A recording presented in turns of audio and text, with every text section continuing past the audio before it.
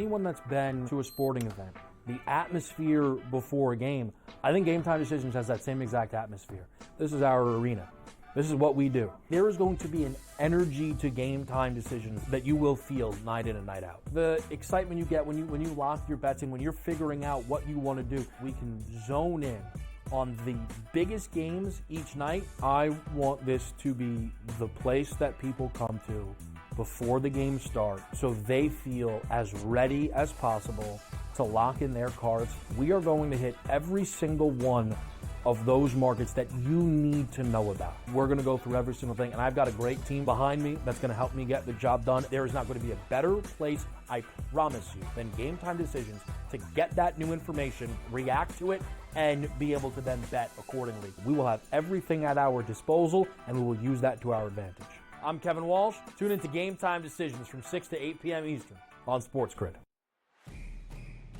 It's a new era in CFB to start off this year, put on full display. My take on this game is simple. I know some people will be upset about it. Good riddance to the Pac-12. Can you do it in terms of the week to week to week? I don't see a pathway for this team to miss the college football playoffs. We want to make sure you have those best bets in the entirety of our betting cards. That was thinking! But he had that program was already going there! Only on SportsGrid. Let's go. Welcome to the Live Golf Team Championship. The golf has been mesmerizing. They are the Live Golf Team Champions. Team golf is back. Oh, yes! Are you ready? Let's go!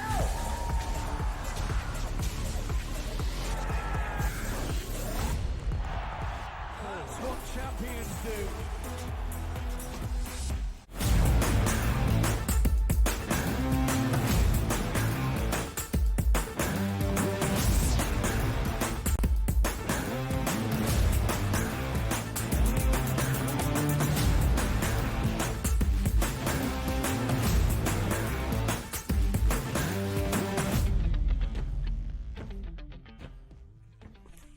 One hour down, hour number 2, now in full effect, right on the early line, Sirius XM channel 159, radio on the Sports Grid Network. It's Donnie right side here. It's Stubbs Anderson. A great hour number 1. And again, the topics are endless here. This is what we do. We get you caught up on everything you need to know, and then also take a look at those games tonight here, Dubsy. Loved hour number 1, and whenever I see the next segment deals with NFL topics, I'm always in.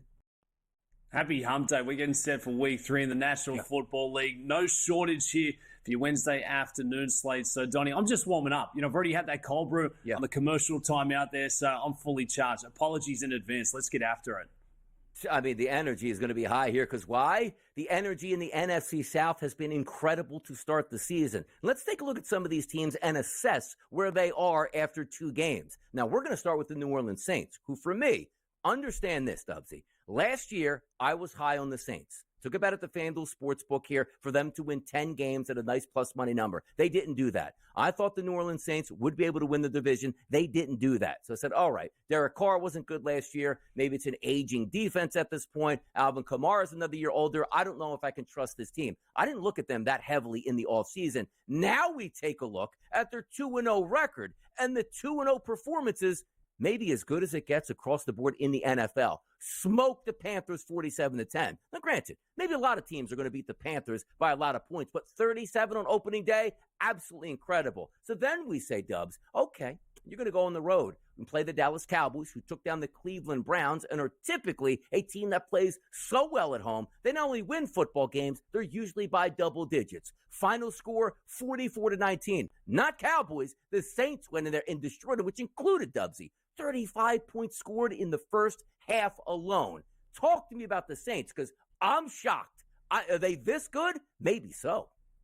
Donnie, they're absolutely soaring. And on Sundays when there's a lot of games going on, you're refreshing the old box scores. I was refreshing this one going, no. This can't be right. This is against the Cowboys in Dallas. This just doesn't happen for the Saints. Now what? 91 points combined through the first couple of weeks. I thought Derek Carr was done. I thought he was all over. He was just, filling a gap for the short term. Over 440 passing yards, 5 touchdowns. This offense looks absolutely electric. You highlighted in week 1, they're going against the Carolina Panthers. I didn't take a lot away from that game because the Panthers, they're bad. But the Dallas Cowboys, they're going to be one of the best teams in the NFL once it's all said and done going through the regular season. The Saints made a mockery of them. They made them look like they were going against junior varsity. And Alvin Kamara, he turned the clock back there as well. So suddenly having a couple of deep threats. I mean, Shaheed looks to be an absolute revelation here for the Saints. He looked fantastic. We've got the deep ball going. Derek Carr looks like he's playing with house money. And maybe this is all, star quarterback needed. Just a better environment for him to really shine and get to take advantage of his full skill set. So good to see Alvin Kamara back to career best form. Great to see a couple of these young faces getting it going there for Derek Carr and the Saints. And I'll tell you what, week 3 going against your Eagles, maybe they go 3-0. But this is certainly, Donnie, for me, the biggest surprise through the first couple of weeks in the NFL. I thought the Saints would be one of the easy beats. They're not. I thought the offense would struggle to get going. They don't. Let's just say the first 2 games, Dubs, they are 2-0. They beat the Panthers 17-10. They edged the Cowboys 20-19. Like, okay, 2-0, you'll take that move forward. But the way they've been so dominant, it's basically they score on every single possession and then shut your offense down. We'll see if that continues. And also keep in mind, as you pointed out, they play the Philadelphia Eagles at home in the Dome this week. The Eagles banged up and embarrassed on their Monday night performance here, already working off of a short week. The Eagles were favored from the look-ahead line. Now we're seeing across the board the Falcons in some spots here, 3-point favorites here and looking to go 3-0. Let's keep it moving here with the Tampa Bay Buccaneers also in the NFC South. They have been tremendous to start their season and also pulled off the upset last week against the Detroit Lions. And in week number 1, blew the Commanders off the field. Equally impressive here. It looks like we have 2 lead dogs in the NFC South, but also, Dubsy, maybe 2 of the best teams in the NFC here with the Tampa Bay Buccaneers. And full credit to Baker Mayfield. Star quarterback has been absolutely fantastic. He has been the key for the success behind the Bucs. You take a look at the numbers that he's put up through the first couple of weeks. You could make the argument maybe the best quarterback performance that we've seen this at this point in the season there. So look, they played with a bit of grit, overcoming adversity. The Detroit Lions, they're always going to be a tough out, especially over there in Detroit. But the defense stood tall on this one, just allowing 16 points. So for the Bucs, Baker Mayfield, he's looking like he's a new man. From where he was a couple of years ago, Donnie, he's looking fit, he's looking sharp, he's so confident with his wide receivers, he's got plenty of weapons to work with. So for the Bucs being 2-0, they've got another tough spot here, but they will be at home this weekend going against the Denver Broncos. But the Bucs certainly a shining light. I had a lot of expectation for the Detroit Lions, and for them to grit one out, it was a tough character-building performance, enough to get the score there last week. Yeah, back-to-back home games coming up for them against the Broncos and the Philadelphia Eagles. And we don't even know if A.J. Brown's going to be back by that September 29th game, which they are going to play at home. But this is another team where I said to myself, with the Atlanta Falcons, I thought coming into the season, the Falcons would be the best team in that division. I thought Kirk Cousins would be tremendous. Now, granted, the Falcons were staring down the barrel of being 0-2, which would have been devastating here in the prices here for the NFC South to win it. I'm not that as high as I am even with that victory on the Falcons as I possibly would be now for the Saints and the Buccaneers because of the way they played. You also take a look at that bend but don't break defense for Todd Bowles. 7 red zone possessions for the Detroit Lions, one of the best offenses and offensive lines in football. They only scored 1 touchdown out of those 7 possessions. That's how you win football games. And also, I did lose my best bet over the weekend, Dubsy. It was Baker Mayfield over 1.5 touchdown passes. And if you say from Baker Mayfield's perspective, if he accounted for 2 touchdowns, like, of course, he threw 2 touchdowns. He's not going to run it in. He had back-to-back runs, which include, I think, totaled over 30 yards on, like, basically quarterback draws to score a touchdown. Couldn't believe it, but credit him. Do whatever it takes to win. And then the Broncos come to town. Not a great offense. Should be able to win that game. The Eagles, and then the Falcons, and then the Saints after that. They could sort of take over here the price points here of the NFC South. And you saw the graphic that popped up with those NFC South contenders. And as it stands now, the Saints, a plus 145 number. The Buccaneers right behind them at a plus 195. The Falcons at a 2-1 price. And the Carolina Panthers, not 75-1 to win the Super Bowl, 75-1 after 2 weeks to win their own division. That's how bad they've been. It looks like it's going to be a 3-team race in the NFC South. You tell me the Red Rifle can't turn things around there for Carolina and the Panthers. True. And look, Donnie, no surprises from the Panthers. We knew they were going to be the easy beats of the regular season. I guess the standout for me and the buy low spot here could be with the Falcons. They grit one out there for Monday Night Football. Kirk Cousins off that Achilles, now 36 years of age. I expect that offense to build a bit of momentum as we start working on that chemistry going forward. So the Falcons at plus 200, that's the number that stands out to me. You've now lost all value on the Saints as the shortest price at plus 145, and the Bucs, there or thereabouts at plus 195. If you're big on the Falcons to try and fly high and only improve from here, maybe that's the spot to buy in. But for me, Donnie, I took a slice of the Falcons preseason. I thought they were going to be all that in a bag of chips. And now that they're sitting 1-1, they've probably underwhelmed so far, but they've certainly got the offensive weapons to try and build something special. Yeah, the Falcons are going to take on, I believe it's Sunday Night Football against the Kansas City Chiefs this weekend. That'll be an interesting matchup. But also, we were writing the obituary late fourth quarter for the Atlanta Falcons after 2 games, as their winning percentage during that game, Dubsy Live, was under 1% after the Eagles picked up a third down conversion late in that fourth quarter. They stole that victory, saved their season. Let's see if they can get back against the Kansas City Chiefs, who had 2 close ball games to start the season already. But again, it just gets back to the Saints. They've been so dominant. Like, what happens if the Saints, Dubsy, come out this weekend and drop another 40 spot on their opponent, which would be my Philadelphia Eagles, who are reeling after that Monday night loss? A.J. Brown is not there. The offense hasn't looked as good. And maybe the Saints looking like the best overall team in the NFL, something to ponder here. But the one joke that continues to write itself, it is those Carolina Panthers at 75-1 that go, you know what? Let's go to an aging veteran here as opposed to the number 1 overall pick, short of 2 calendar years previous in Bryce Young. A lot to be determined in Carolina. And the only thing we're looking at is, will they get the top seed, the second seed, or the third seed, or hopefully win 3 games here? 75-1 to win your division after 2 games? That's embarrassing. Let's keep it moving here. NFC up. We'll look at some assessments next.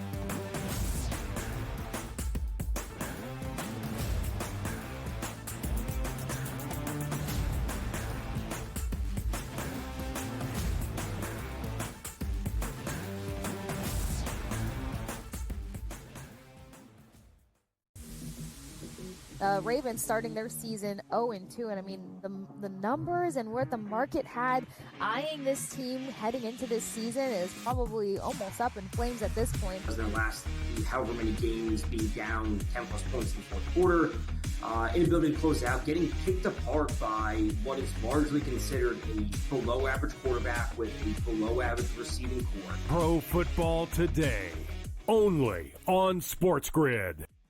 The sharpest football contest show in the land, the Las Vegas Football Contest Show, focuses on Circus Sports Million, Circus Survivor, and the Westgate Super Contest, handicapping the games and releasing our contest picks every week of the season.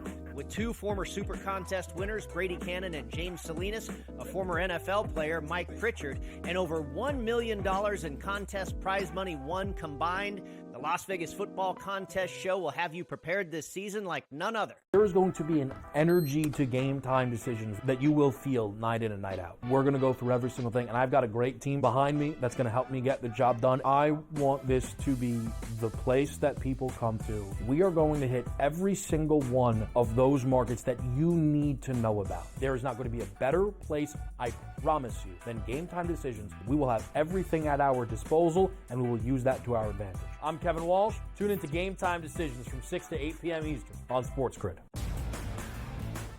Talk about your freshman year at Alabama and even the redshirt year that got you ready to perform at the highest level.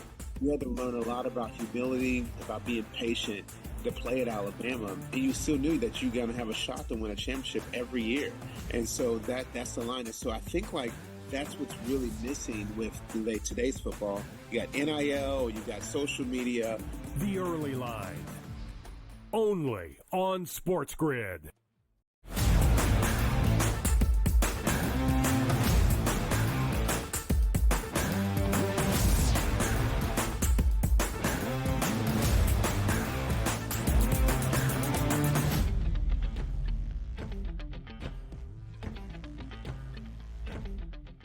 The hot topics never stop on the Early Line, Sirius XM Channel 159 radio on the SportsGrid Network. It's Dubsy, it's Donnie. It's a Wednesday morning. We're going to continue with our assessments here in the NFC, which includes the Minnesota Vikings. Dubs, let's go over the offseason, right? Justin Jefferson gets that monster contract. You're looking to start J.J. McCarthy after drafting him in the first round, 10th overall. McCarthy gets injured. People get upset with that, and rightfully so. They wanted to see him play. It's Sam Darnold, who hasn't had a great NFL career by any stretches. What are we going to expect here? In week number 1, I think a lot of people expected them to beat the Giants because, quite frankly, a lot of people are going to beat the New York Giants. They win 28-6 convincingly on the road. And then we said, oh, yeah?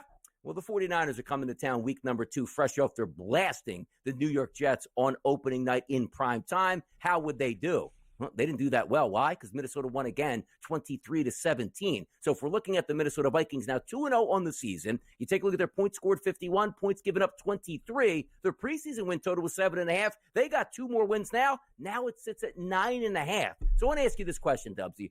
Are we believers in the Minnesota Vikings at 2-0? I'm a believer in Sam Darnold. So, yes, I'm a believer in the Vikings. This could be the value play going into week 3. And look, they've been tremendous. You know, they've been doing it in a pretty tough style as well. They're taking on the 49ers. Never an easy thing to do. But there's a bit of extra juice there for Sam Darnold going against his old ball club. And maybe you can look back at the last couple of years and say, for Sam Darnold, what has he really been working with? Has he been set up for success? You can make the comparison. It's sort of where, you know, Bryce Young sits right now. But for Sam Darnold, he was probably the only person sitting back in the offseason going, this is my time. I finally got some of the weapons I've been waiting for. I'm going to get this chance to be the starting quarterback for the Vikings. You get to work with one of the best wide receivers in the game in Justin Jefferson. We saw them connect on that deep pass early in that one last week in week 2. So, look, he's showing leadership. He's showing maturity. He's showing poise. For Sam Darnold and the Vikings, they got to love what they've seen out the gates here. And they're still waiting on a couple of weapons there as well. Jordan Addison, TJ Hawkinson, if they can get back in the mix at full health, watch out for Minnesota moving forward. They are going to be a very tough team to try and go through, starting here with week 3 for the Houston Texans. Yeah, they do have a couple of tough games coming up, but also maybe a little bit of help there when they play the Green Bay Packers, which the Packers probably aren't expected to have Jordan Love back just yet. They might be one of those teams that can hit that hot start to start the season. So you know what? Now we're gaining confidence moving through it. And also, Sam Darnold in a pretty good offense here. Kevin O'Connell's one of the best play callers in the NFL, and that's showing early on a massive victory against the 49ers, who were favored to win the NFC. They showed him who was the boss in that game. I don't know if it's fool's gold just yet for the Vikings, but I'm impressed with what I've seen here. And maybe if I thought they couldn't make the playoffs to start the season, they're certainly right back in it. But as we said, Dubsy, tough stretch of games coming up here. Let's head out to the Pacific Northwest. And still, we're looking at 2-0 football teams, and that includes the Seattle Seahawks. 2-0 through the first 2 games here. Points scored 49, points given up 40, which means they've been in tough games here. Their preseason win total, Dubsy, 7.5, now also sits at 9.5 like the Minnesota Vikings. If you look at their first 2 games here, the Denver Broncos, 26-20, nice victory for them. It was a win. Bo Nix, I should say, in that first game struggled a little bit, but the credit to the defense for holding them down. Week number 2 against the Patriots, go on the road and pick up a victory 23-20. Now, you're not playing the best teams in the NFL when we talk about the Broncos and the Patriots. We understand that, but they still got 2 victories. Now they take on the Miami Dolphins, which we would have thought would have been an AFC contender. Now without Tua Tagovailoa, they could be able to win this game and move to 3-0. So are you liking so far, Dubsy, what you're seeing out of the Seattle Seahawks? I'm liking a bit, Donnie, but not enough to jump on that win total and send it overs. This is probably one where I see the odds makers adjusting a little too quickly, and I'm now thinking, well, maybe towards the unders. They're going to get the Dolphins in a good spot. Geno's look pretty strong, but again, same thing we've seen in the last couple of years. They struggle to stop the run and get that dominance going up front there. So for the Seattle Seahawks, I think this one could be a little fraudulent at 2-0. Not to say it's going to be a referendum spot coming in for week 3, but I'd want to see a little more before backing there with confidence. But again, Donnie, a similar theme for a lot of these teams who didn't have great expectations coming in for a new year.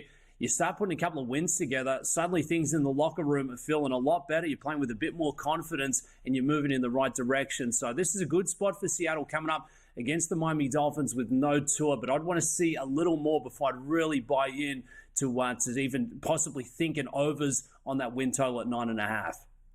Yeah, got to get Kenneth Walker back healthy into that lineup. Certainly a dynamic running back that they missed last week. I think Charbonneau did score a touchdown in that game, but again, not a lot of yardage overall. And if we are looking down the line here, they play the Miami Dolphins this weekend at home. The 12s will be loud and proud in that game. So let's just say they move to 3-0 here. Then you go on the road and take on the Lions. That's probably going to be a loss. Then you have the Giants at home. This could be a runway for a great start for a new coach here, Dubsy, out there in the Pacific Northwest. Yeah, and I feel like this was the team that we were sleeping on going through the preseason. Yep. No one was really talking about the Seattle Seahawks. I guess that was one of the biggest changes, and one of the biggest changes you can make there with a new head coach taking over from Pistol Pete Carroll. So things are looking good up there in Seattle. We saw it in week 1 going against the Broncos. We saw it in week 2 going against the Patriots, but we really can't take too much away from both of those. But if you get them up there in Seattle, Lumen Field, always a very tough place, tough environment to try and play in. Seattle Seahawks, a very good chance of still being undefeated through the first 3 weeks of the regular season. Probably didn't see that coming, but now looking back, Donnie, a lot of it makes sense. But again, not getting too carried away from this record just yet. Who would have thought that if you're taking a look at some of those undefeated teams in the NFC and leading their divisions, it would be the Minnesota Vikings there in the NFC North over the likes of the Detroit Lions and the Green Bay Packers. Then you take a look at the NFC South, and it's 2-2-0 teams with the Saints and the Buccaneers. But then the West, you have the 2-0 Seattle Seahawks, the 1-1 Cardinals, the 1-1 49ers, and the 0-2 Los Angeles Rams. So if you can get a hot start and steal as many games as you can, there's a lot of injury concerns for the San Francisco 49ers, right? You're looking at the running back position with Christian McCaffrey down for at least a couple more weeks. How healthy can he be even when he comes back? Deebo Samuel down for a couple weeks now with an injury there. This could be a chance where you could build some momentum and maybe get up 2 to 3 games on the 49ers if you continue to play great football, and that certainly can help you win down the stretch. So I love taking a look over the first couple weeks because we always are going to overreact with things that we didn't think would happen, as we talked about the Saints and maybe the Minnesota Vikings both being 2-0 at this stages here. We're now going to flip it over here and take a look at some of those AFC teams and assess those teams as well, because some teams are 0-2 we didn't think they would be. Some teams are hot at 2-0. It's the way we do it here on the early line. Make sure you stay tuned. More NFL talk is on the way.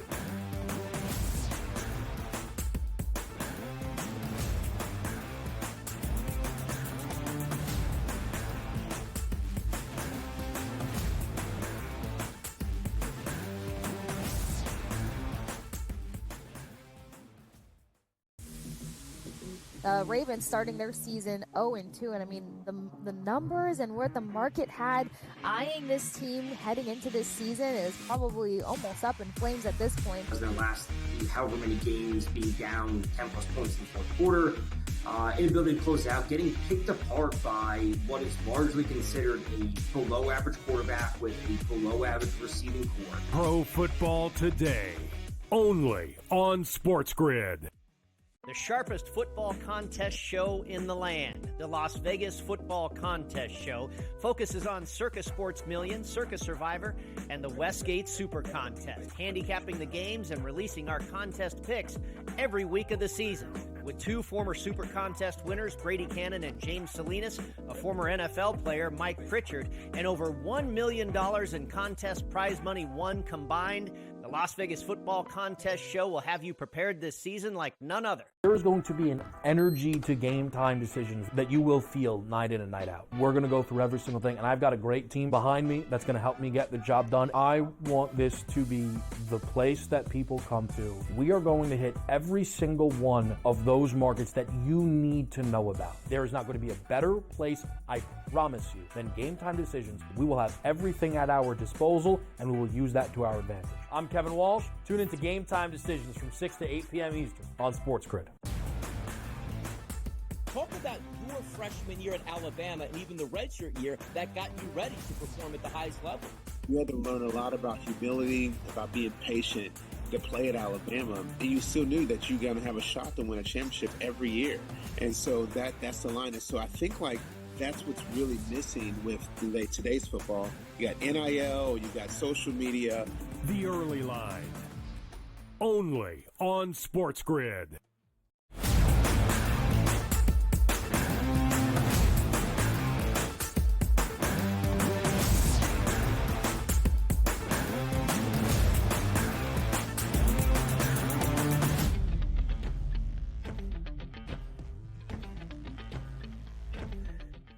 Talking NFL here on the early line on this glorious Wednesday morning as we set up the card for this weekend's Week 3 action, which does begin tomorrow night on Thursday Night Football. But before we get there, let's continue with some assessments here, Dubsy, in the AFC. And maybe one of the more surprising teams also that we see at 2-0, the Los Angeles Chargers, fresh off of beating the Raiders. And the Panthers here. Are they great teams? Not necessarily, but they are 2-0. 48 points scored, only 13 given up. Their preseason total of 8.5 has now increased to 9.5. Thought processes on both of those wins, we probably would think they would be 2-0, but I love the way they're playing football. And should it be, expected? Absolutely. It's Jim Harbaugh. We're going to run the football. We are going to be physical. They pounded the Raiders. They annihilated the Panthers on the road. And J.K. Dobbins looks like he is as healthy as he was before the injuries in Baltimore and looks sensational. Love what I see out of the Chargers, but this is a Jim Harbaugh team. They put their hand in the ground and they play physical football. And Donnie, for all of us, bettors from the outside looking in at the Chargers, we'll buy into the long game for Jim Harbaugh to turn it around for the Chargers. I tell you what, Jim wasn't. He was playing the short game. He's absolutely turned up and got him going, moving in the right direction. You look at some of the improvements that we've seen from last season. They're ninth in the league in points per play. You take a look at the points allowed, fewest in the NFL. You take a look at the yards allowed, second best in terms of what we have seen going through the first couple of weeks. So massive strides out the gates here from Harbaugh and the Chargers. Things you love to see, because I tell you what, some key personnel changes, and you thought it may take a bit of time to move things back in the right direction. They allow 10 points in the first week, 3 going against the Panthers there in week 2. So for the Chargers to be 2-0, I didn't see them having such success out the gates this early in the season. But I tell you what, absolutely buying in. Jim Harbaugh, he just knows how to get that winning mentality, gets the locker room buying in, and a couple of key improvements. So no surprises here from the Chargers. They're going to be a very tough out going through the rest of the year. Like, typically, if you would have told me, Dubs, hey, how's Justin Herbert doing? I'd say, well, through the first 2 games, he's averaging 137 passing yards per game. You probably think they were 0-2, and maybe they have a quarterback controversy on their hands. Not the case. They just play football differently here and are maximizing their talent. Because Justin Herbert, not an unbelievable passer rating, but it's at 96 at this point, which is doable. Don't turn the football over. Don't take a lot of sacks here. Hand the football off. You're going to win football games in the NFL. You take a look at the rushing department here. 27 carries for Dobbins through 2 games. Gus Edwards has 29 carries through 2 games. But look at Dobbins. 27 carries, 266 yards. That's an average of almost 10 yards per carry with 2 touchdowns. Absolutely phenomenal here. You're taking him now off of the scrap heap where he was injured with Baltimore. It looks like he's that back that Baltimore hoped he would be. Gus Edwards also from Baltimore as they relocate to the West Coast. Sort of that hammer. Touchdowns on the ground, certainly fantastic for Dobbins here. The wide receiver position, it looked like Quentin Johnson was a busted draft pick here, and now you see he's got 11 catches through the 2 games and 2 touchdowns scored. I like everything I'm seeing from the Chargers' perspective. The only question is, can this style win in the NFL? I think it can. And also, they're taking on the Steelers this weekend. Steel versus steel, going toe-to-toe, Dubsy. Bend but do not break. Yeah, they're not going to win your high-scoring, track meets, if you will, but getting towards the back end of the regular season, this style matches up really well. We've seen it work at the college level. Jim Harbaugh, he's bringing that, that grit, that DNA to the Chargers and the way they're playing things. So, look, it's going to be a rock fight going against Pittsburgh. They then take on the Chiefs back out here on the West Coast, followed by the Broncos, the Cardinals, and the Saints. So, they've got a really good shot at picking up 2 wins, maybe 3 in the next 3 games, and suddenly we're looking at the Chargers as being one of the key contenders. And we just turned it back a couple of weeks that, Justin Herbert had that plantar fasciitis, so he's really not having to put his body through the limits right now. They're playing smart, they're playing efficient football. We highlighted a couple of the key metrics on how good the defense is doing, but you've got to highlight the improvement, 24th, 28th, respectively, in points allowed, yards allowed, now to be sitting as one of the best there in the NFL. Very, very commendable from what Jim Harbaugh has done in such little time to turn it around here for the Chargers. Exactly. It was always the issue with the Chargers was, okay, their special teams kicker is bad. You just take that for granted at this point. But the coaches always not being great on game day. Now it looks like that's a massive improvement. And the Chargers blowing leads late in football games, which now you have a tougher head coach here. They look like one of the more physical football teams able to close out some of those games. Quickly here on this, too. 2-0 teams across the NFL at the FanDuel Sportsbook here. The Kansas City Chiefs, Houston Texans, and Buffalo Bills lead the charge to be the last undefeated team in the NFL. Plus 200, plus 450, and plus 650 prices. We'll see who actually can take that down. Now, we talked a lot about good football teams and great starts. Let's some of those teams that were saying, what is going on with these 0-2 football teams? We'll talk about those teams next, right here on the Early Line.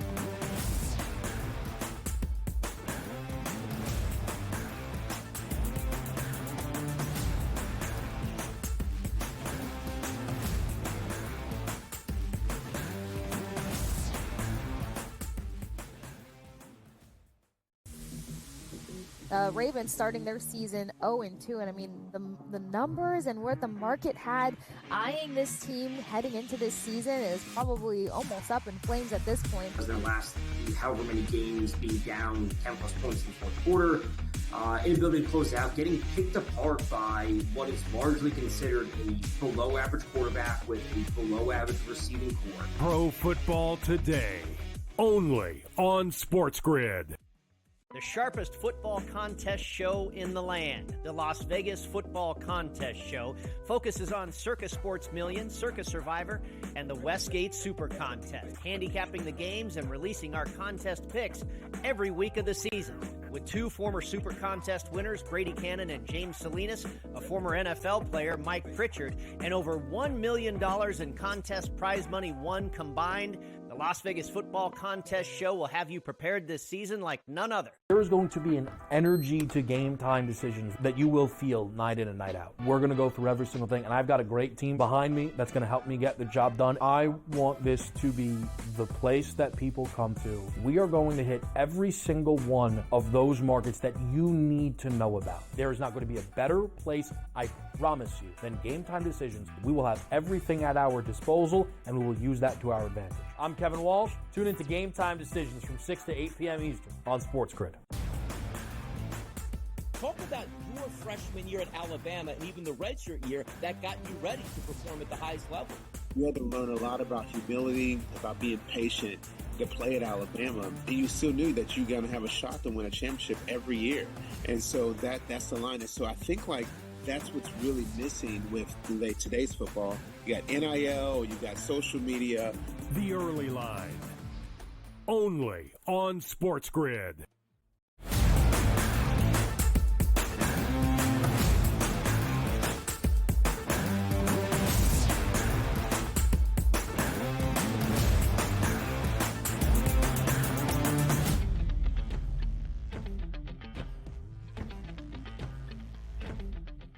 Dubsy, we've been talking about some pretty good football teams with surprising starts on the 2-0 level. Now we're going to take the opposite direction, that some teams that are sitting at 0-2, maybe most people thought, could challenge for the playoffs, could challenge for a division, maybe even challenge for a Super Bowl spot. Let's head down to Jacksonville, Florida. I can't believe what I'm seeing at this point. Now, granted, did they play two good teams based on the preseason numbers? Yes, they did. The Dolphins and the Browns. But they currently sit 0-2.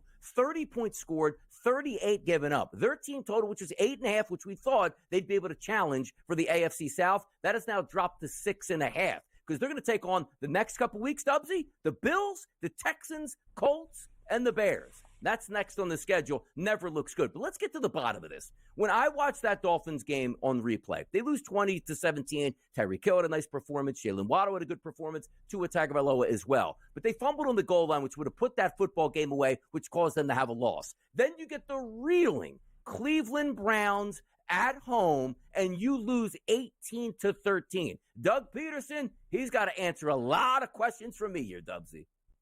And Donnie, usually a bad hangover, maybe it lasts a day. It's rare that you go to day 2, day 3, but we're seeing the hangover to a dismal finish at the back end of last season. Like, what is going on with this offense for Trevor Lawrence in the Jags? I mean, he's picked up a couple of great weapons. I know Evan Ingram didn't get the start there, the big tight end, over the weekend, but there's no shortage. I mean, you've got Kirk, you've got Davis, you've got Brian Thomas Jr., and for Trevor Lawrence, this is not good enough for the offense. We flashed up that graphic of how many points they've scored through the first two. There's been flashes of a bit of brilliance. I mean, they were leading that game in week 1, 14-0, but this is not good enough for a team that I was very high on coming into this season. And you look at the win total, it was 8.5 to start with, and now sits at 6.5, and nothing gets easier for Monday Night Football going against an undefeated Buffalo Bills. So for the Jags, I don't know what's going to turn things around, Donnie, but they just look so out of step, and it's really, truly one of the biggest surprises here coming into week 3 for me.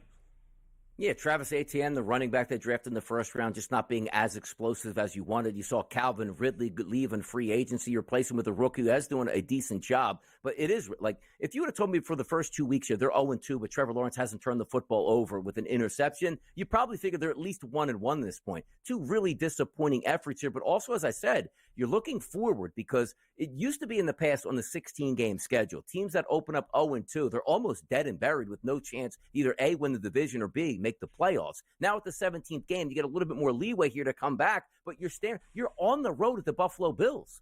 Then you're on the road at the Texans here. You are staring down the barrel, Dubsy, of an 0-4 start, which then we start to question if the head coach should be there, the roster makeup. This team is way too talented to open up 0-4, but it looks like, if we're looking from the odds perspective, they're not going to be favored against the Buffalo Bills, Dubs. They're not going to be favored against the Texans. Give me your thoughts here on Jacksonville. Can they get up off the mat, or is it sayonara already on the season?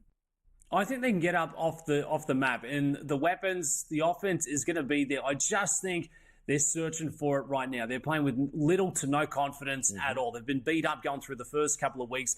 They've got the tools. They've got the weapons in place. It could be this Monday night. Maybe they just wake up from their graves there. But you look at the points in the offense, the yards that they put up, like they're just not moving the ball downfield. So something has to change. We cannot keep showing up here with the same game plan. It is not working through the first couple of weeks. But I don't mind this win total. You know, this is a reaction for the odds makers of them going winless through the first 2. It doesn't get easier going in against Buffalo on Monday Night Football. But at 6.5, this is a Jags team that's certainly built for, you know, the duration of a long, vigorous season. If they can figure things out, they could go on a bit of a run. Maybe it's not going to start this Monday. Maybe you hold off until next Tuesday. But I do think they're going to figure things out eventually. But hopefully it's not too late, Donnie, because as you highlighted, you're winless through 3, you're winless through 4, and suddenly you're looking towards next season.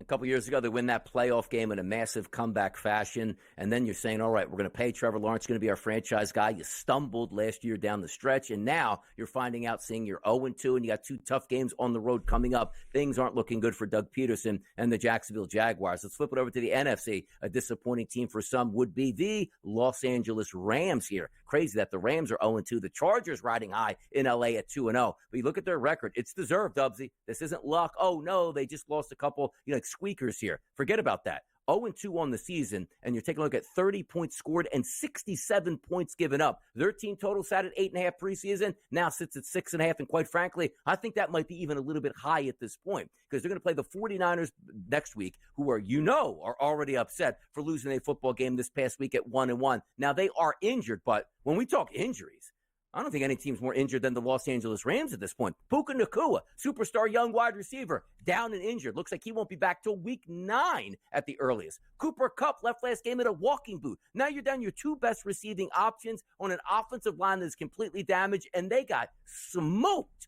by the Cardinals last week, 41-10. They lost by 4+ touchdowns. Now you have the Niners on deck. Let's just say they go to 0-3. It doesn't look good for the Rams at all here, Dubsy.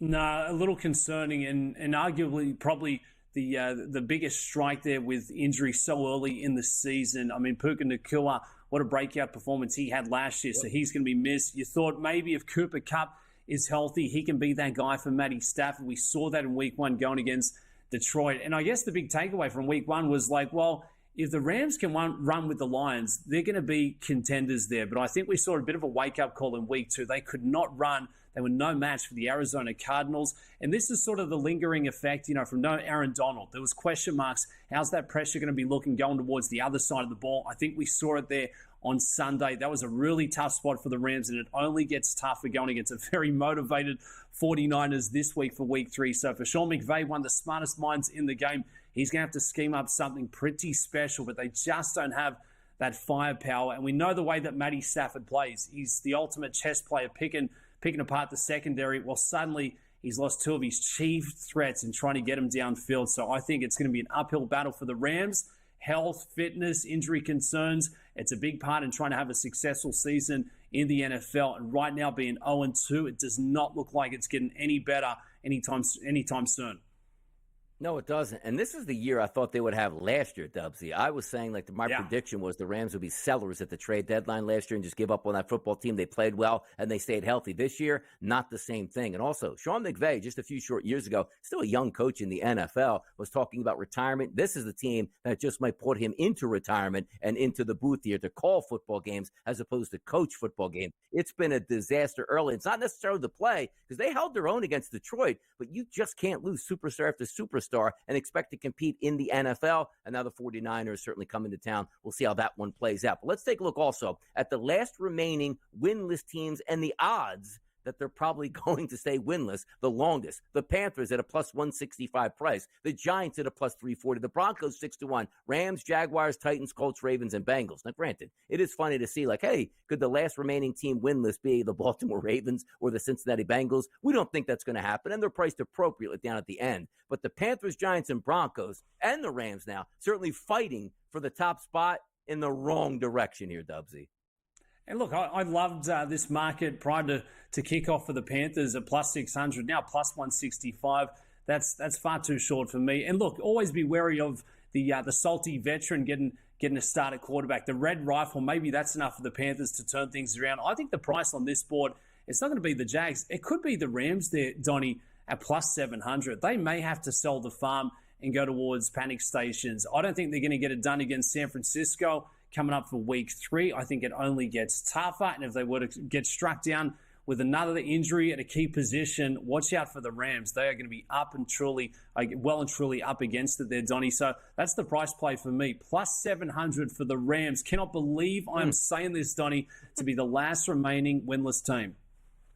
It wasn't too long ago we watched them winning the Super Bowl here as one of the best teams in football. And again, sometimes it's not your fault. When you get injured this early, as I always like to say, Dubsy, it's not Madden football. You just don't turn the injuries off. They're probably going to get even more injured, which is crazy. You just hope the next injury isn't to their starting quarterback, Matthew Stafford. Let's keep talking about football, this time college football. National championship odds. Is it Ohio State? Is it Georgia? Come back next.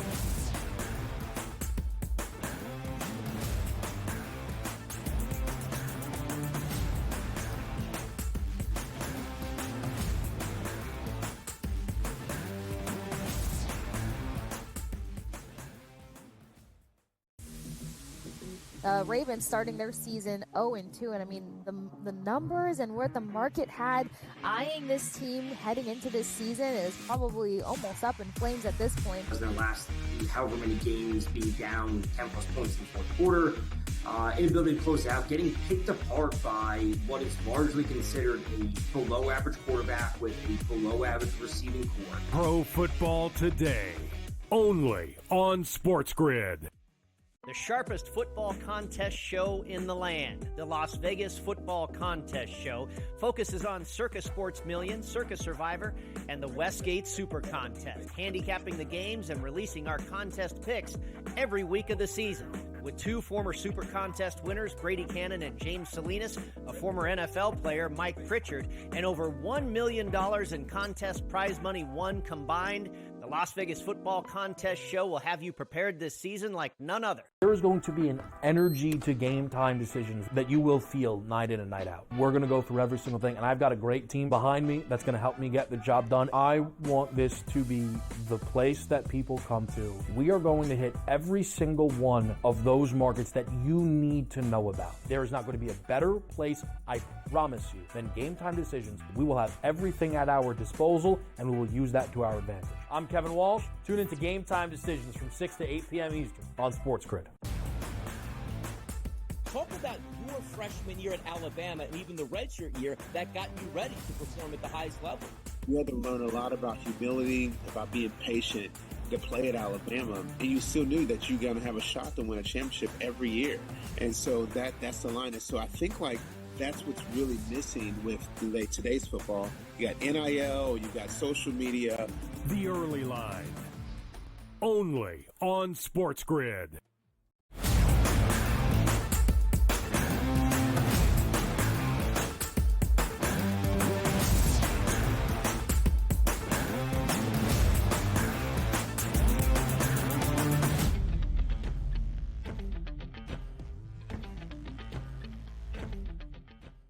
College football rolling along with professional football. We're going to take a look at in just a few moments here the national championship odds of who is going to win the national championship. Now, a lot of big games are still to be played, a lot of the season to go, and an exciting first-time 12-team playoff. But Dubsy, I want to take a look at the rankings here that came out this week here for the AP, specifically in the top 10, which is as follows from 10 down. Penn State, Oregon, Miami, Missouri, Tennessee, Ole Miss, Alabama, Ohio State, Georgia, and Texas. If we look at the top 3 teams, Texas, Georgia, and Ohio State, we'll start there here. Votes, 5 for Ohio State, 23 for Georgia, 35 for Texas. So let me ask you this question. In your mind, is Texas, with the 35 first-place votes, your choice also to be the team that you would select right now to be number 1 overall in college football? Yeah, absolutely. They've looked fantastic. And look, for Georgia, they lose a lot of stock, only just getting past Kentucky there last week. Ohio State, they've looked very strong. Obviously, they're off the bye week. But for Texas, Quinn Ewers leaves that game on Saturday, and you're thinking, well, this could be a bit of a backward step. Arch Manning comes into the mix, and didn't he absolutely wow the sports world there on Saturday afternoon? So suddenly, with the best quarterback in the nation coming into the mix there, they really don't lose a step. So for Texas, they have been fantastic. You take a look at who they've gone against. They've done everything they've needed to. They've picked up the style points whilst putting up plenty of offense at the same time there. So Texas, number 1 team in the nation for me. Whether it's going to be Quinn Ewers or Arch Manning as your starting quarterback, I think if Quinn Ewers is back to full health, they're likely going to go with him. And I know we've seen a lot of movement in the Heisman conversation there as well. So Texas have been the standouts for mine. Ohio State really haven't done anything wrong. The only stock that I'm sort of throwing out the window right now is Georgia. They're certainly going to have to show us a bit of a bounce back. Yeah, so the reason I wanted to start with the top 3 teams all getting AP votes, because you would figure sometimes those numbers in the rankings equate to the betting markets here, what we have at the FanDuel Sportsbook. But we just told you, Texas right now, number 1 overall in the country with 35 first-place votes here. But if you look at the odds market, Dubsy, Texas is actually 3rd in line behind Ohio State, Georgia. So Texas, the 3rd leading team here in the odds market, makes it interesting because why? The expectations from the bettors and the handicapping world is they're not the best team, even though they're number 1 right now. As we said, there's so much of the season still left to go in the 12-team playoff to watch it play out. But you know what is nice, Dubsy? Like, as you called out, Texas's quarterback position here. What a great problem to have. Quinn Ewers, who could win the Heisman. You take a look at also, flipping over to the other side, Arch Manning, who could win the Heisman. You can afford extra time now for Quinn Ewers to be that number 1 guy, but be healthy because Arch Manning has looked tremendous in coming in relief for Quinn Ewers. You take a look at Georgia. We know they're stacked. It's always a tough SEC, but the one thing we expected probably a little bit more out of that offense from Georgia, which we didn't see against Kentucky, a phenomenal defensive effort. Ohio State's schedule is going to get tougher, and then we see the old guard there, right?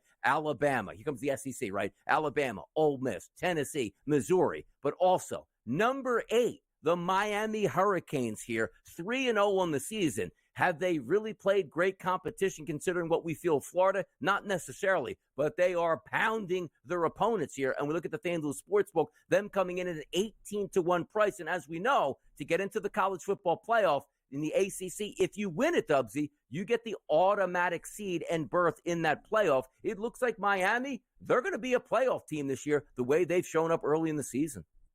Yeah, and we're also seeing, I guess, the knock-on effect of star quarterback Cam Ward. I mean, what a showing he's put up here through the first few weeks. He's thrown for over 300 yards in each of those games. He's already got 11 touchdowns just with the 1 interception. So, we highlighted style points count for a lot in college football. Well, they're certainly picking up plenty of those. You look at the track meets that they're coming off. It was 62 points last out. It was 56 prior to that. So the Hurricanes, the Canes, they're doing it at a very, very high rate. They're going against South Florida this week, so it's probably not going to change. They continue to pick up a bit of momentum, and it's only going to help the chances of Cam Ward, now the shortest price in the Heisman market, just continuing to stuff the box with those stats. Yeah, we'll get to the Heisman markets in the next segment here. And also, Cam Ward has been nothing short of sensational so far here for the Miami Hurricanes, coming over in the transfer portal, getting paid some money, and certainly performing on the field. Ole Miss is always a lightning rod type team here, Dubsy, and rightfully so. As they sit there as a top 5 team, you look at the odds market, 12-1 to win the national championship. There's one thing we know about Lane Kiffin. If he has you pressed down, he's going to continue to hit that gas pedal. Game number 1 versus Furman, 76-0. Game number 2, Middle Tennessee State, 52-3. Game number 3, an ACC opponent. They won that game 40-6 easily. You know who's on deck next for them here? It's Georgia Southern. They should roll. Then they take on Kentucky and South Carolina before the anticipation of their first-ranked opponent in the SEC on the road against LSU, which probably will be a night game in Death Valley. Are we going to see those numbers at 12-1 drop much less? Because they should roll the next couple weeks, in my eyes here, really setting up a showdown with LSU. Yeah, for me, Donnie, I think the test, it's not going to be this weekend, but it will be next week, taking on Kentucky. Kentucky can be a very tough out. We saw what they did to Georgia over the weekend. They want to get you into that arm wrestle, keep it a low score. So that's truly going to be the test for mine. I'd be buying in prior to that spot if you're bullish on the Rebels, because if they can get, an emphatic victory over the Wildcats, they're certainly going to shorten up there in the market. But right now, Ole Miss, the Rebels, they've looked very, very strong. And for them, their schedule only gets tougher. So the next 2-3 weeks, this is going to be the true measuring stick for Ole Miss to see where they're truly at. So if you like their chances, if you like what you're seeing, I would say probably now's the time to buy. It shortens up after a monster performance this weekend. I think they're laying 35.5. They'll likely cover that, but it's the following week going against Kentucky, which is the one I've got eyes pointed towards. Yeah, it should be fun to watch it play out, but also quickly, the Michigan Wolverines certainly in the news, changing quarterbacks for this week, and I do agree with it. Alex Orji would get the start, but there's a reason why he came into camp this year and was not the starter. Obviously didn't think he measured up. They squeaked by for me, Fresno State, even though it was a 20-point win, pounded by Texas here, Dubsy. Squeak by again, Arkansas State 28-18. They take on USC this week, 2 top-ranked opponents here, going 10-10. That should be one to watch out for. But the college football season, as we've stated, a long way to go. A lot of changes will be made, but also you can afford 1 loss here this year, and maybe in some instances 2 losses with the 12-team college football playoff. It's fantastic. More games, more teams, more meaningful football late in the season. We love to see it. Let's also focus on who's going to carry that Heisman Trophy odds and hype for the respective football teams. Next, right here on the Early Line.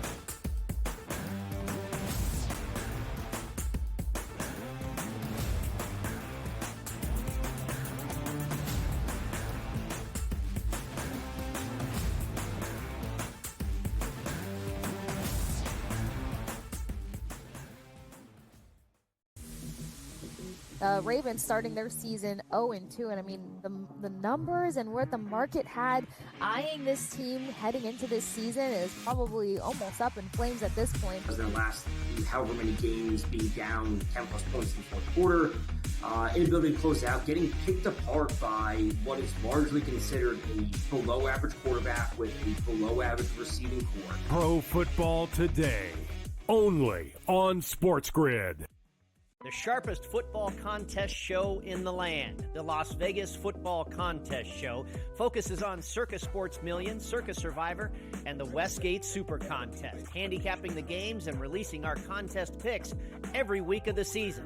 With 2 former Super Contest winners, Brady Cannon and James Salinas, a former NFL player, Mike Pritchard, and over $1 million in contest prize money won combined, the Las Vegas Football Contest Show will have you prepared this season like none other. There is going to be an energy to game time decisions that you will feel night in and night out. We're going to go through every single thing, and I've got a great team behind me that's going to help me get the job done. I want this to be the place that people come to. We are going to hit every single one of those markets that you need to know about. There is not going to be a better place, I promise you, than Game Time Decisions. We will have everything at our disposal, and we will use that to our advantage. I'm Kevin Walsh. Tune into Game Time Decisions from 6 to 8 p.m. Eastern on SportsGrid. Talk about your freshman year at Alabama and even the redshirt year that got you ready to perform at the highest level. You had to learn a lot about humility, about being patient, to play at Alabama, and you still knew that you're going to have a shot to win a championship every year. And so that's the line. And so I think, like, that's what's really missing with today's football. You got NIL, you got social media. The Early Line. Only on SportsGrid.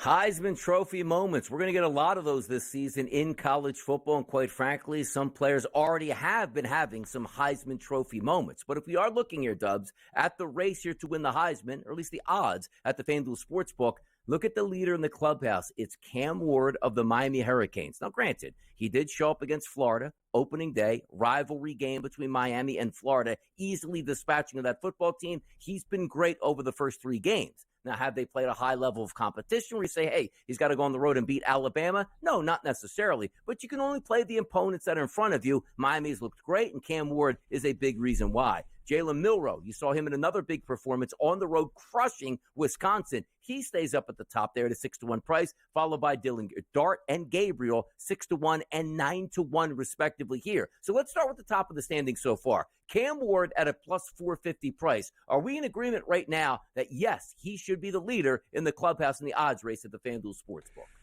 Look, he's put up the most impressive stats, but in terms of, the biggest challenges and going against the big threats, in the national landscape, I don't think we've seen that from Cam Ward. So I think that number's a little too short for mine. What he has done is make every start a complete winner there, over 300 yards in the first 3 games there, over 11 tutties. He's had the 1 interception. So it's been efficient play for Cam Ward at that kind of number. I think it's a little too short for mine. There's a couple of other big standouts there. Look, this is probably the spot where you could look towards the likes of Amila Moss at 18-1. He's trending in the right direction for USC. Ultimately, their biggest challenge of the year comes this Saturday in Ann Arbor. So if he puts up another big performance, that number's certainly going to shorten up. Carson Beck, he's underwhelmed there at 14-1. And Dylan Gabriel, for the Ducks, quack. He's done everything that's been asked of him, but I was expecting a bit more coming in at the start of the year. So for Oregon, they're going to get things going in the right direction. What we have seen in the Heisman market is off the back of what we saw in Austin. For Texas and the Longhorns, it's now Quinn Ewers, who was one of the short price favorites last week, leaving that game, replaced by Arch Manning. This is not a bad spot to get Quinn Ewers at 20-1. If you're the starting quarterback for the Texas Longhorns, they're going to be contenders for the national championship. I do believe he will be the starting quarterback. If it's not this week, he comes right back into the mix, and at full health, he certainly looks to be an absolute superstar. I know Arch Manning, he's not a bad backup or replacement to have waiting in the wings there, but he will get his time to shine. This is the time to take that price there for Quinn Ewers if he can get back in the mix here for the Longhorns. By the way, it usually is a quarterback, award. And just about in every sport, the MVP in the NFL, it's typically a quarterback award. You look at that list there, but at the bottom, at 20-1, which is tied with Howard Ewers, that's Ginty, the running back here from Boise State, has put up some incredible numbers. So I understand that he doesn't play at a Power 5 school at this point, right? Do we feel that it is optimistic that in 2 to 3 weeks he can climb that leaderboard here in the odds market, or is it just too much to overcome? He plays for Boise and he's not a quarterback. Look, if he continues to put up the numbers that we've seen through the first couple of weeks, 459 rushing yards, Crazy. 9 touchdowns, not in 3 games, in 2 games alone. He's very shifty, he's dynamic, and get around and be a big problem for opposing defenses. So absolutely, Donnie, look, style points, matter for a lot of these teams in the polls and the rankings. It also matters in the Heisman conversation. If he can continue to put that offense on his back and be that bell cow and continue to stuff the stat sheet at an almighty rate, I mean, he is going to set records going through this regular season. So Ginty at 20-1. A running back hasn't won the Heisman since, 2015? Derrick Henry? This could be the next one. In a while. And also, take a look at Jackson Dart there for Ole Miss. I always find this interesting because it is part sometimes of the culture for your coach to give you sort of a little bit of a push here in the Heisman race, and we're seeing that. The reason I say that is 418 yards versus Furman in a 76-0 win. Probably didn't have to throw for that many yards in that game, right? But he did. 377 versus Middle Tennessee State, 377 again against Wake Forest. So now that Jackson Dart is hot, I feel like once you start to enter into conference play, can he keep those same numbers up? And how long is he going to play in those blowout football games, which might not be blowouts anymore? But if there's one coach that you know, it's Lane Kiffin that's got your back here, Dubs. Yeah, and look, he's going to have to turn things around, get the numbers pointing in the right direction. Wins, well, a win's a win, but we certainly need to see a bit more of that wow factor, if you know what I'm saying there. So no surprises. Cam Ward up top. Jackson Dart's going to have to do a little more. And don't sleep on Jalen Milroe and Bama. The Crimson Tide, if they continue to roll, that stock is only going to climb. And let's just see where we end up with Quinn Ewers and Arch Manning. You can never go wrong. Heck, put them both out there at the same time here. How about that? Can that happen? One at tailback, one at quarterback. You throw up between the two. Big plays down there for Sarkisian. Hour number 3 is next. Fading the public. Let's find out what the public thinks of our poll today. We'll be right back.